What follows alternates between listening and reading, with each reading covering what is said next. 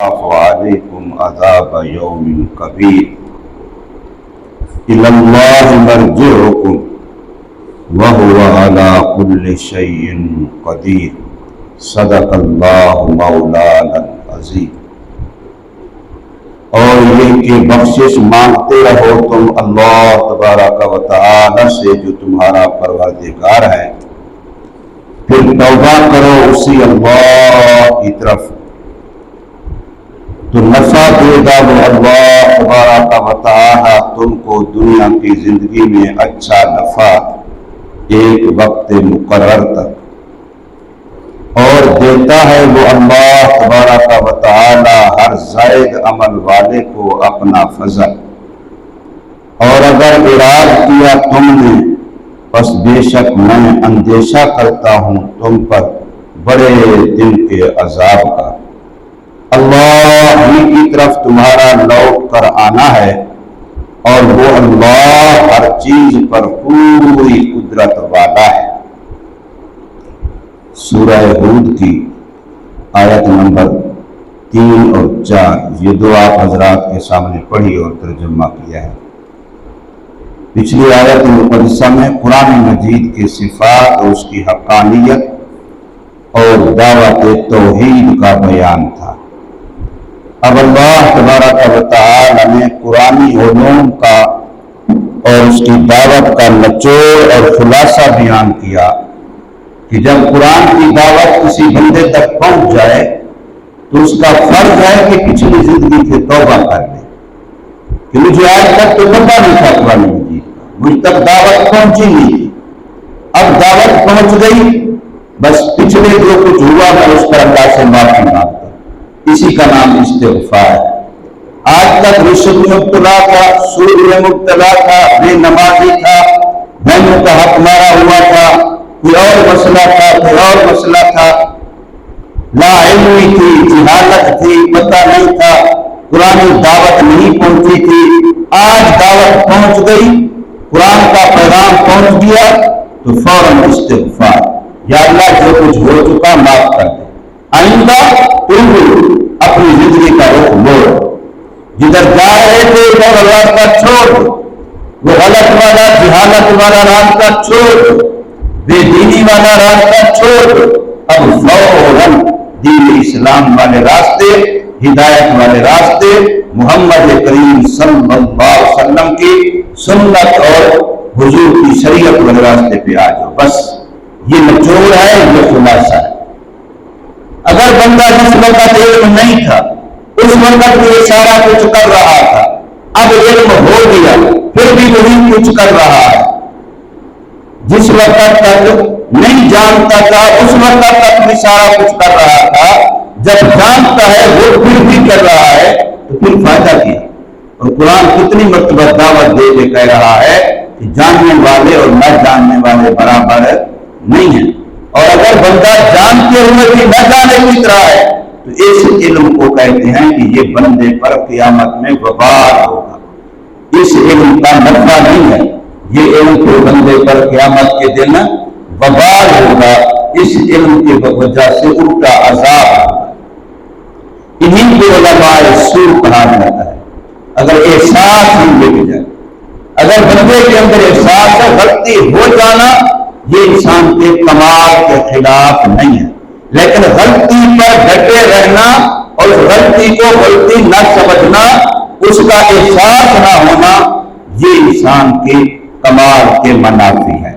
تو فرمایا وَاسْتَغْفِرُوا رَبَّكُمْ، اور یہ کہ معافی مانگو، استغفار کرو اپنے رب سے، ثُمَّ تُوبُوا إِلَيْهِ، پھر اسی کی طرف توبہ۔ اب استغفار الگ چیز ہے، توبہ الگ چیز ہے، دونوں کا حکم الگ الگ دیا ہے۔ ایک ہے ماضی سے جو کچھ آج تک ہو چکا اس پر ندامت، اس پر پشیمانی، اس پر پچھتاوا، اس پر اپنے آپ کو کوسنا کہ مجھ سے غلطیاں ہوئی ہیں، ان کا اعتراف و اقرار کرنا توبہ کے لیے ضروری ہے۔ پھر اللہ سے وعدہ کرنا کہ آئندہ نہیں کروں گا، اور اگر حقوق العباد ہیں یا تو ان کو ادا کرے یا اس سے دعا کرے۔ یہ شرط ہے توبہ کے لیے کہ سابقہ گناہ کا اعتراف و اقرار کرے، ہیل و حجت نہ کرے، بہانہ بازی نہ کرے، بلکہ کھلے لفظوں میں یا اللہ غلطی ہو معاف کر دے، اور آئندہ کے لیے اللہ تعالیٰ سے وعدہ کرے کہ نہیں کروں گا، ارادہ نہیں ہو، نیت پکی ہو، 1000 بار کی توبہ ٹوٹ جائے، فرمایا پھر بھی کوئی بات نہیں، بار بار توبہ کر۔ بعض لوگ کہتے ہیں کہ اس لیے ہم توبہ نہیں کرتے کہ ہمیں پتہ ہے پھر ٹوٹ جائے گی۔ تو کبھی کسی بندے کو دیکھا وہ کہے میں اس لیے روٹی نہیں کھاتا کہ کھانے کے بعد پھر بھی تو بھوک لگ جائے گی، اس لیے کھاتے نہیں ہیں۔ تو ایک بندہ دیکھا ہے اس ڈر سے تو توبہ نہیں کرتا۔ کوئی کسی کو کہو سود چھوڑ دے بھیا، پھر اس وقت چھوڑ دو، قبر سامنے ہے، پھر تو فلاں بے نمازی ہونا چھوڑ دو، اب تمہارے پاؤں قبر میں ہے۔ وہ کہتے ہیں مولوی صاحب اب توبہ کریں تمہارے کہنے پر، پھر توبہ کر تو ٹوٹ جائے گی۔ اس ڈر سے، اس اندیشے سے، شیطان کے اس دھوکے سے بس توبہ کرتے ہی نہیں ہیں۔ جب اس وقت کریں گے جب توبہ پر پکے رہ سکیں گے۔ میں عرض کر رہا ہوں کبھی کوئی بندہ اس لیے کپڑا دھونا چھوڑ دیتا ہے کہ دوبارہ میلا تو ہو ہی جائے گا، اس وجہ سے کپڑے کی استری چھوڑ دیتا ہے کہ دوبارہ بال تو پڑ ہی جائیں گے۔ کوئی ایسا تو نہیں کرتا۔ پتا ہے کہ کھانا کھا رہا ہوں، پھر بھوک لگے گی پھر کھاؤں گا، پھر بھوک لگے گی پھر کھاؤں گا، پھر بھوک لگے گی پھر کھاؤں گا، ساری زندگی بھوک بھی لگتی رہے گی، میں کھانا بھی کھاتا رہوں گا، کپڑے پہ میل بھی چلتی رہے گی، میں بار بار دھوتا رہوں گا۔ جیسے کپڑے پہ میل چلتی ہے بار بار دھوتا ہے، ایسے شیطان بار بار توبہ کروائے گا، میں بار بار توبہ کرتا رہوں گا۔ اللہ کا اسی حال میں جانا چاہتا ہوں کہ میں توبہ کرتا ہوا جاؤں۔ اس پر کیا دھوکہ ہے؟ اچھا پھر یہ دھوکہ بھی صرف اعمال کے بارے میں، کسی کو کہتے کہ بار بار شیطان توبہ کروا دیتا ہے لہذا توبہ نہیں کرتا، پھر کلمہ چھوڑ دے، جس وقت پکا مسلمان بن سکے، اچھا مسلمان بن سکے، نمازی مسلمان بن سکے، پاک زندگی والا مسلمان بن سکے، اس وقت کلمہ پڑھ لینا، فی الحال کافر والی زندگی ہو تو کوئی کفر کرتا ہے، نہیں کلمہ نہیں چھوڑتا۔ اب کلمے کے ساتھ گناہ کر رہا ہے تو احساس نہیں ہے، اور اگر نمازی ہونے کے ساتھ گناہ ہو جائے، داڑھی والا ہونے کے ساتھ گناہ ہو جائے، تبلیغی ہونے کے ساتھ گناہ ہو جائے، اور اسلام کے مسجد کے ساتھ تعلق کے ساتھ گناہ ہو جائے، کہتے اس لیے نہیں کرتے توبہ کہ گناہ نماز بدنام ہو جائے گی، لوگ کہیں گے نمازی ایسے ہیں، لوگ کہیں گے داڑھی والے ایسے ہیں، لوگ یہ بھی کہیں گے کلمے والے ایسے ہیں۔ کلمے کی شان داڑھی کی شان سے کم ہے، کلمے کی شان نماز کی شان سے کم ہے۔ یہی شیطان دھوکہ دیتا ہے انسان کو۔ اللہ تبارک و تعالی ہمیں معاف فرمائے۔ تو فرمایا کہ یہ تو استغفار ہے جو ماضی کے ساتھ تعلق رکھتی ہے، جو کچھ اب تک ہو چکا ہے اس کا اپنے نام اعمال سے مٹوانا، یہ ماضی، اور مستقبل آئندہ کے لیے اپنا رخ ٹھیک کر لینا، یہ توبہ۔ آئندہ کے لیے اپنا رخ ٹھیک کرو کہ جس لائن پہ جس روڈ پہ گاڑی زندگی کی پہلے چل رہی ہے اس سے واپس مڑو، اس کا رخ اللہ تعالیٰ کی طرف دو۔ پہلے دیکھتے ہو یورپ والے کیا کر رہے ہیں، بال بھی ان کی طرح بنواتے ہو، کپڑوں کا ڈیزائن بھی ان کی طرح بنواتے ہو، پینٹ پتلون والی پہنتے ہو، شادی میں کھڑے ہوتے انہیں کی طرح جانوں کی طرح کھاتے پیتے ہو۔ تو اب اس سے توبہ کر لو۔ اب یہ دیکھو مدینے والا کیا کہتا ہے، اب یورپ کو نہ دیکھو، اب مدینے کو دیکھو، اب مکے کو دیکھو، اب قرآن کو دیکھو کہ قرآن کی تہذیب کیا ہے، مدینے اور مکے والے کی تہذیب کیا ہے، اس کا تبدل کلچر کیا ہے جو اس نے ہمیں دیا ہے، اس کو دیکھو۔ تو فرمایا کہ اور یہ دونوں چیزیں استغفار کے تو قرآن مجید کے اندر اتنے فوائد بیان ہوئے ہیں۔ کسی اللہ والے کے بارے میں آتا ہے کہ بیٹھے لوگ آ کے اپنے مسائل مشکلات بتا رہے ہیں، کاروبار نہیں چل رہا، اولاد نہیں ہو رہی، فلاں ہو رہا ہے، فلاں جو پریشانی بتاتا ہے اللہ والا سب کو یہ کرے استغفار کرو، استغفار کرو، استغفار کرو، استغفار کرو۔ تو کسی نے پوچھا اللہ کے بندے، ہر بندہ اپنا مسئلہ الگ الگ بتاتا ہے، کسی کا اولاد کا مسئلہ ہے، کسی کا صحت کا مسئلہ ہے، کسی کا کاروبار کا مسئلہ ہے، کسی کا گھر کے اندر ناچاقی کا مسئلہ ہے، مسئلے اور بتا رہے ہیں، اور تم سب کو وظیفہ ایک ہی بتلا رہے ہو استغفار کا، ایسا کیوں؟ تو فرمایا قرآن نہیں پڑھا کہ قرآن کے اندر اللہ نے فرمایا کہ اگر یہ استغفار کریں گے میں ان کو یہ بھی دوں گا، یہ بھی دوں گا، یہ بھی دوں گا۔ سارے مسائل کا حل استغفار کے اندر موجود ہے۔ اور میرے آقا کی کتنی خوبصورت حدیث ہے، فرمایا میرے اس امتی کو مبارکباد دو، میرے اس امتی کو مبارکباد دو جس کے نامہ اعمال میں استغفار زیادہ ہو۔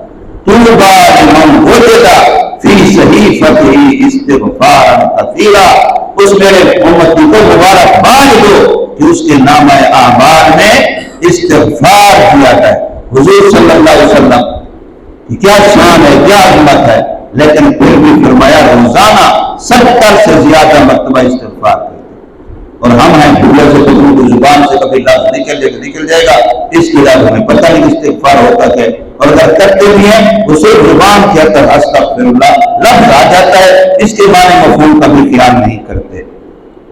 اور توبہ کے بارے میں حضور صلی اللہ علیہ وسلم کی کتنی حدیثیں ہیں، التائب من الذنب کمن لا ذنب لہ، فرمایا جب بندہ توبہ کرتا ہے اللہ اس کا ریکارڈ بھی گناہوں کا مٹوا دیتا ہے۔ مثلا اس کے ریکارڈ میں نامہ اعمال لکھنے والے فرشتے ان سے مٹوا دیتا ہے، جس جگہ میں گناہ کیا وہاں گواہ ان سے مٹوا دیتا ہے، اس زمین کے حصے سے، اس درخت سے، اس پتھر سے، جن کے قریب حتیٰ کہ انسان کے اپنے جو اعضاء ہیں یہ گناہ کے قیامت دن گواہ ہوں۔ آنکھیں خود گواہی دے گی، کان گواہی دیں گے، ہاتھ پاؤں گواہی دیں گے، بدے کے خلاف یہ سارے بولیں گے، یہ گواہی دیں گے، لیکن جب بندہ توبہ کرتا ہے تو اللہ ان کو بھی بھلوا دیتا ہے۔ ایسا ریکارڈ ہے گویا ایسا ہو گیا جیسے ماں کی پیٹ سے پیدا ہوا، اس نے کبھی کوئی گناہ کیا ہی نہیں تھا۔ الا کلکم خطاؤن وخیر الخطائین التوابون، تم میں سے ہر بندہ خطا کار ہے، گناہ ہر ایک سے ہو جاتا ہے، صرف نبیوں کی جماعت معصوم ہے، گناہ ہر ایک سے ہو جاتا ہے، لیکن فرمایا گناہ گاروں میں سے بہترین وہ ہے جو توبہ کرتے ہیں۔ اور اللہ کی رحمت یہ کہ اللہ توبہ کے انتظار میں رہتا ہے موت کا گھرگھرا طاری ہونے تک کہ میرا بندہ میرے سے سلوک کر کے دنیا سے جا، مجھے منا کے دنیا سے جا، میرے ساتھ دوستی بنا کے دنیا سے جا، میرے ساتھ محبت کر کے دنیا سے جا۔ تو فرمایا کہ استغفار کرتے رہو اپنے رب سے، پھر توبہ کرتے رہو۔ اس کا ایک فائدہ یہ ہے اللہ تمہاری دنیا کی زندگی اچھی کر دے گا۔ یہ قرآن صراحتاً کہہ رہا ہے یمتعکم متاعا حسنا الی اجل مسمى، اجل مسمى مقرر میعاد موت ہے، اس موت سے پہلی جو تمہاری دنیا کی زندگی ہے، اگر تم استغفار توبہ کا اہتمام کر لو اللہ تمہاری دنیا کی زندگی اچھی کر دے گا، یہ رب کا وعدہ ہے۔ یمتعکم متاعا حسنا، اللہ تمہاری دنیا کے اندر جتنی نعمتیں رب کائنات نے رکھی ہیں ان سے تمہارے نفع اٹھانا آسان کر دے گا، ان نعمتوں کے دروازے تمہارے لیے کھول دے گا۔ اور دوسرا فائدہ وَيُؤْتِ كُلَّ ذِي فَضْلٍ فَضْلًا، اور جب قیامت کے دن اللہ کے سامنے آؤ گے جو جتنا زیادہ استغفار لے کے آئے گا، جو جتنا زیادہ توبہ لے کے آئے گا اللہ اس کو اتنا زیادہ اپنا فضل دے گا، زیادہ عمل والے کو اللہ اپنا فضل زیادہ عطا فرمائے گا۔ اور ساتھ میں فرما دیا یہ استغفار تمہاری ضرورت ہے، اللہ کی ضرورت نہیں ہے، یہ توبہ تمہاری ضرورت ہے، اللہ کی ضرورت نہیں ہے۔ اگر بالفرض تم نے اللہ کی نہ مانی، استغفار نہ کیا، توبہ نہ کی، الٹے چل پڑے ناراضگی کی طرف، شریعت کی مخالفت کی طرف، گناہوں کی طرف، تو پھر یاد رکھو ایک دن ہے جو سب سے بڑا ہے، 50,000 سال کا ایک دن، ایک دن پھر بہت بڑا دن آنے والا ہے، پھر اس دن کے خوف عذاب سے حضور فرما رہے ہیں اللہ تعالیٰ کی طرف سے کہ میں تمہارے بارے میں ڈرتا ہوں، مجھے اندیشہ ہے کہ تمہیں اس بڑے دن کا عذاب ہوگا۔ وَإِن تَوَلَّوْا، اور اگر منہ موڑ لیا تم نے، فَإِنِّي أَخَافُ عَلَيْكُمْ، پھر مجھے اندیشہ اور ڈر ہے تم پر، عذاب یوم قبیح، بڑے دن کے عذاب کا۔ باقی تم مانو یا نہ مانو، فرما بردار بنو گناہگار بنو، باغی بنو یا اطاعت گزار، ایک دن اللہ کے سامنے آنا ضرور ہے، ہر کافر میں بھی ہر مسلمان میں بھی۔ نیک میں بھی بد میں بھی پیشی ضرور ہونی ہے، اس سے تم بچ سکتے، الی اللہ مرجعکم، اسی اللہ کی طرف تم سب نے لوٹ کے جانا ہے، اور پھر وَهُوَ عَلَىٰ كُلِّ شَيْءٍ قَدِيرٌ، اس کو ہر چیز پر قدرت ہے، وہ بڑوں بڑوں کی گردنیں مروڑنا جانتا ہے، بڑوں بڑوں کی گردن کا سریا نکالنا بھی جانتا ہے۔ فرعون جیسے عجیب بات رات بھی میں نے سنی، اور ویسے حدیث میں آتا ہے، حضور نے ایک موقع ارشاد فرمایا تھا نا کہ موسیٰ کے مقابلے میں فرعون تھا، میرے مقابلے میں فرعون تھا ابو جہل، فرمایا موسیٰ کے فرعون سے بڑا فرعون تھا، اور اس کی دلیل تھی، اس کی دلیل تھی۔ اور اس وقت حضور نے فرمایا تھا جب غزوہ بدر میں یہ مقبول ہوا ابو جہل، تو اس کی موت کا حال جب رسول اللہ صلی اللہ علیہ وسلم کے سامنے بیان کیا گیا، یہ کیسے مرا ہے، تو حضور نے اس وقت یہ جملہ فرمایا تھا کہ اب موسیٰ علیہ السلام کے فرعون کے مقابلے میں میرا فرعون سے بڑا ہے۔ کیسے؟ اس فرعون کو جب پانی میں ڈبکیاں آئیں تو آپ نے قرآن میں کئی مرتبہ سنا کہ فوراً کہنے لگا آمنت، میں مان لایا اس بات پر کہ اس کے سوا کوئی معبود نہیں، اور میں بنی اسرائیل کے رب کو مانتا۔ فوراً سیدھا ہو گیا، اس کی گردن کا سریا نکل گیا، ساری فرعونیت ختم ہو گئی پانی کے تھپیڑے کھانے سے۔ اور اس ابو جہل کا پتہ ہے آپ کو کیسے مرا تھا؟ جب اس پر دو دستوں نے جب ان کو اس پر حملہ کیا تھا معاذ و معبد نے، تو اس کو زخمی نے اتنا کر دیا کہ اب یہ بچ سکتا نہیں تھا، لیکن اب زندہ تھا۔ تو حضرت عبداللہ بن مسعود رضی اللہ عنہ جو وجود کے لحاظ سے کمزور چھوٹے سے وجود کے صحابی تھے، وہ اس کے سینے پر آ کے چڑھ کے بیٹھے اور چھری سے اس کی گردن کو قلم کرنے لگے جیسے ذبح کرتے ہیں۔ تو اس وقت فرعون کے ابو جہل نے ایک بات کہی، اس وقت جب مر رہا ہے، اندازہ لگائیے، اس وقت اس نے بات کی، کہنے لگا پہلی خوشی تو مجھے یہ ہے کہ میں قریشی کے ہاتھوں مر رہا ہوں، یہ عبداللہ بن مسعود مہاجر صحابی کے مکہ سے آئے تھے، میں قریشی کے ہاتھوں مر رہا ہوں، مکے والے کے ہاتھوں مر رہا ہوں، میں کسی انصاری کے ہاتھ سے نہیں مر رہا۔ یہ انصار کو گھٹیا سمجھتے تھے، مکے والے اپنے آپ کو بڑا سمجھتے تھے، تو ایک تو مجھے یہ خوشی ہے۔ دوسرا کہنے لگا کہ میری گردن ذرا اوپر کر کے کاٹنا تاکہ پتہ چلے کسی سردار کی گردن ہے، یعنی اس وقت بھی اس کی گردن کا سریا نکلا نہیں ہے، اس وقت بھی اس نے ہار مانی نہیں ہے۔ موسیٰ علیہ السلام کے مقابلے والا فرعون تو پانی کے تھپیڑے کھا کے ہار مان چکا تھا، لیکن اس خبیث نے اس وقت بھی ہار نہیں مانی۔ اور پتہ ہے ہار کیوں نہیں مانی؟ اندر کیا تھا، کس وجہ سے ہار نہیں مانی؟ کبھی سوچا؟ یہی وجہ جس کو ہم آج کہتے ہیں پھونکنا، اپنی چودراہٹ، اپنی بٹیر گیری، جس کو ہم نفس کہتے ہیں، جو اندر میں شیطان بولتا ہے، وہی تھا۔ ہمیں اس کے علاوہ کیا تھا؟ مر تو رہا ہے، تیری سینے کے اوپر بندہ چلا بیٹھا ہے، تو اس کو ہٹا نہیں سکتا، وہ چھری سے تیری گردن کاٹ رہا ہے، جانور کی طرح تجھے ذبح کر رہا ہے، لیکن پھر بھی اس کے اندر کا نفس اس وقت بھی نہیں مرا تھا۔ اور خانقاہوں میں صوفیاء اللہ والے جو بیان کر کے ذکر کرواتے ہیں، وہ اسی نفس کو مارنا ہوتا ہے کہ یہ اندر کا نفس جو میں ہے یہ نکل جائے۔ اللہ تبارک و تعالی ہمیں سمجھ نصیب فرمائے، عمل کی توفیق دے۔ کل انشاءاللہ ہمارے اس سپارے کی آخری آیت مقدسہ کا درس ہوگا اور سپارے کا اختتام و انتہا ہوگی۔ اللہ تبارک و تعالی ہم سب کو قرآن کی محبت نصیب فرمائے۔